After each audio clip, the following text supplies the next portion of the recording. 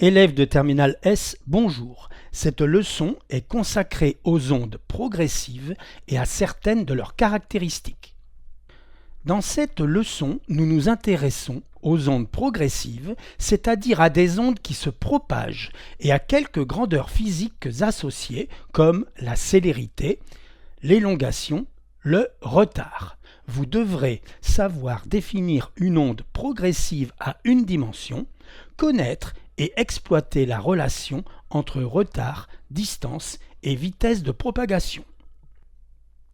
Dans un premier temps, nous nous intéressons aux ondes mécaniques, des ondes qui ont besoin d'un milieu matériel pour se propager.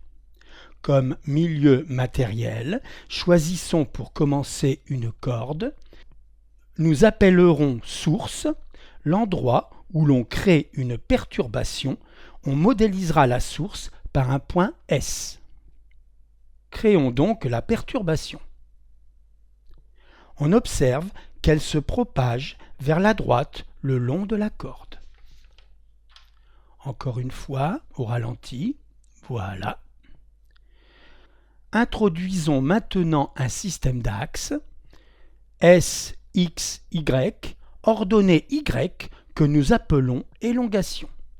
L'abscisse de S, XS vaut 0 et nous marquons un petit élément de corde avec de la peinture rouge. Ce petit élément de corde, point R, a pour abscisse XR, R comme rouge. Regardez attentivement le mouvement de R au passage de la perturbation.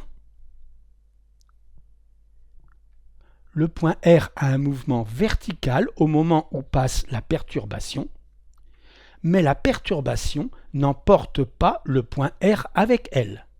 On recommence, mais pour ne pas se laisser distraire par les autres points de la corde, ceux-ci sont rendus peu visibles derrière un filtre, alors que le point rouge reste seul très visible.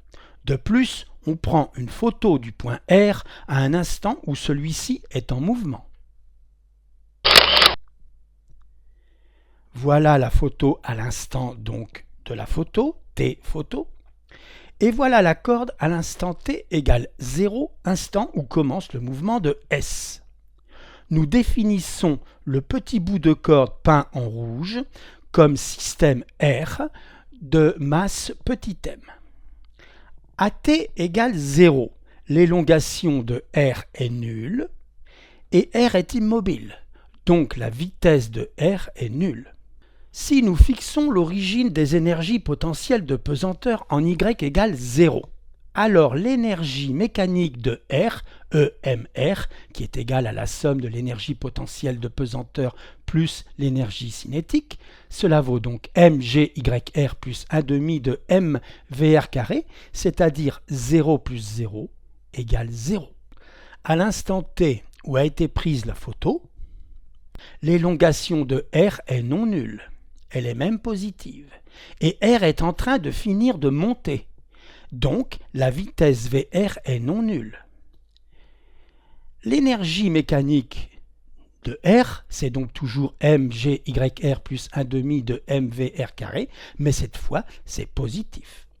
Nous avons donc un système R qui n'avait pas d'énergie et qui maintenant a de l'énergie. Eh bien, l'énergie, d'où vient-elle? Elle a été fournie par la main, d'abord, qui est donc la source, et elle s'est propagée jusqu'à R. Nous pouvons envisager un autre type de milieu matériel, par exemple un ressort, et un autre type de perturbation. Là encore, nous observons la propagation de la perturbation. Encore une fois, voilà. Voyons maintenant comment, par rapport à ce que nous venons de voir, on pourrait définir une onde progressive. Une onde progressive, c'est le phénomène de propagation d'une perturbation dans un milieu, sans transport de matière, mais avec transport d'énergie. Si l'onde a besoin d'un milieu matériel pour se propager, on dit que c'est une onde mécanique, alors que si l'onde peut se propager dans le vide, nous le verrons dans les prochaines leçons, nous appelons ça une onde électromagnétique. Exemple d'onde progressive. Nous venons de voir l'onde le long d'une corde et l'onde le long d'un ressort. Nous utilisons une cuve à ondes pour observer les ondes à la surface de l'eau. Ici, je laisse tomber des gouttes d'eau à la surface de l'eau. Vous connaissez tous, évidemment, les ronds dans l'eau. Voici ce qu'on appelle une échelle de perroquet. On tord la lame centrale qui est repérée ici à l'intérieur du rectangle blanc et la perturbation se propage. Nous observons par exemple ici que la perturbation se propage très lentement et qu'elle perd très vite de son énergie. On dit qu'elle est amortie. Avec le haut-parleur, on crée une perturbation de l'air qui se propage jusqu'à la bougie. Mieux que la flamme, regardez l'ombre qui se meut à la même fréquence que la membrane du haut-parleur. Les ondes sismiques, qui sont un phénomène à l'échelle planétaire et que vous connaissez, et les ondes lumineuses qui peuvent se propager dans le vide, ce ne sont donc pas des ondes mécaniques, ce sont des ondes électromagnétiques. Ces trois exemples, cordes, ressort, échelle de perroquet, nous montrent la propagation d'une onde à une dimension. L'onde se propage suivant une direction donnée. Dans le cas des ondes à la surface de l'eau, la perturbation se propage sur une surface, c'est une onde à deux dimensions. Dans le cas d'un son, la propagation s'effectue dans tout le volume autour de la cloche, c'est une onde à trois dimensions. L'onde se propage dans toutes les directions. En effet, quelle que soit la position de mon oreille, je peux toujours entendre le son. Même chose pour la lumière, onde à trois dimensions, qui se propage dans toutes les directions, puisque quelle que soit la position de mon œil, je peux toujours voir la bougie. Le BO précise que l'on ne doit étudier que l'onde à une dimension. Faut-il alors enlever l'étude des ondes à la surface de l'eau, ou le son, ou la lumière ? Non, car on peut toujours se ramener à une onde à une dimension. Si je ne m'intéresse qu'à ce qui se passe sur cette ligne à la surface de l'eau, je me retrouve dans la situation d'une onde à une dimension. Même chose avec le son. Si je considère l'onde se propageant sur la ligne cloche, cette oreille qui clignote, c'est un problème à une dimension. Même chose pour la lumière, bien sûr. Nous nous intéressons maintenant à la célérité de l'onde. Appelons front d'onde le premier point atteint par l'onde que nous repérons avec une petite flèche jaune. Par ailleurs, sur la corde, comme on l'a fait avec R, mettons un peu de peinture bleue au point B d'abscisse XB et préparons deux chronomètres. À t égale 0, début du mouvement de S, on déclenchera les chronos qui s'arrêteront automatiquement dès que le front d'onde atteindra B, puis R. Flèche jaune prête, top! Le front d'onde a atteint B à l'instant TB, puis R à l'instant TR. Nous définissons la célérité comme la vitesse de l'onde, c'est-à-dire la distance parcourue delta x divisée par la durée du parcours delta t. Autrement dit, abscisse de R moins abscisse de B divisé par la différence des dates correspondantes. Revoyons au ralenti. Vous voyez le front d'onde qui atteint B. Attention, top, il atteint B. Attention, top, il atteint R. Voilà. Voyons maintenant la notion de retard. À t égale 0, au moment où la source se met en mouvement, on déclenche le chronomètre qui s'arrêtera automatiquement quand le front d'onde atteindra R. Attention, top.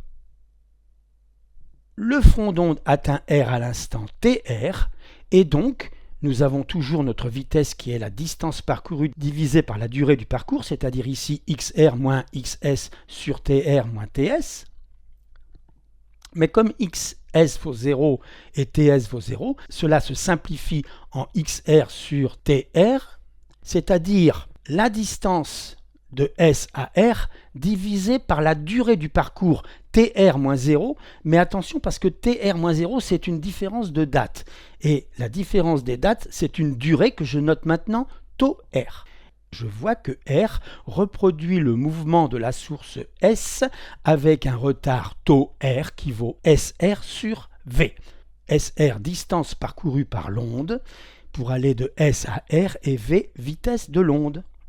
Autre exemple, on repère une spire du ressort avec un peu de peinture rouge. Système d'axe, flèche jaune, chronomètre, tout est prêt, top. Les conclusions sont les mêmes. Le point R reproduit le mouvement de la source avec un retard tau R égale SR sur V.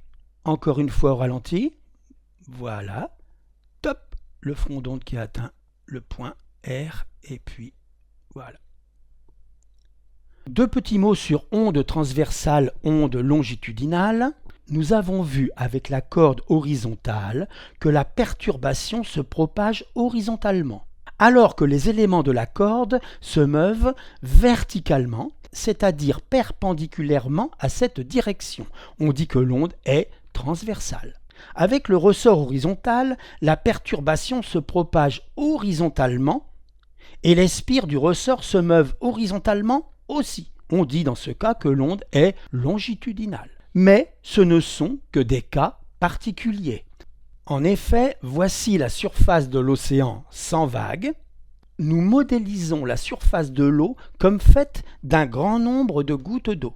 Lorsqu'il y a des vagues, on parle de houle. Si nous marquons une des gouttes en rouge, par exemple, nous observons que sa trajectoire est un cercle. Et c'est la même chose pour toutes les gouttes. Par exemple, regardez la goutte marquée en bleu. Elle aussi se déplace sur un cercle. Voilà, la leçon est terminée. La prochaine fois, nous parlerons des ondes progressives sinusoïdales. À bientôt.